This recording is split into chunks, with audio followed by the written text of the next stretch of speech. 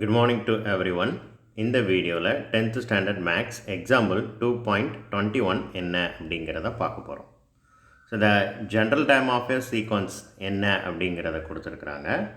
But general time வந்து 2 இருக்குது. அதாவது ஆட் நம்பராக இருந்தால் ஒரு ஜென்ரல் டைம், ஈவன் நம்பராக இருந்தால் அது ஒரு ஜென்ரல் டைம். இப்போ இங்கே என்ன கண்டுபிடிக்க சொல்லியிருக்காங்க அப்படின்னா 11th and 18th டேர்ம்ஸ் என்ன அப்படிங்கிறத கண்டுபிடிக்க சொல்லியிருக்காங்க. ஸோ ஃபர்ஸ்ட்டு 11 எடுப்போம். 11 அப்படிங்கிறது ஆட் நம்பர்னால் அப்போ எந்த ஜென்ரல் டைம் எடுக்கணும்? ஃபர்ஸ்ட் ஜென்ரல் டைம் தான் எடுக்கணும். So n × n+3. இதில் nக்கு பதிலாக 11 சப்ஸ்டிடியூட் பண்ணணும். ஃபர்ஸ்ட்டு 11ஐயும் 3ஐயும் ஆட் பண்ணிக்கணும். ஆட் பண்ணதுக்கு அப்புறம் வெளியில் இருக்கிற 11 கூட மல்டிப்ளை பண்ணணும்.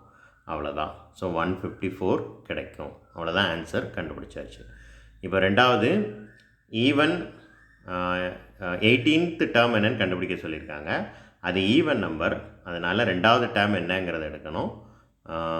n² + 1.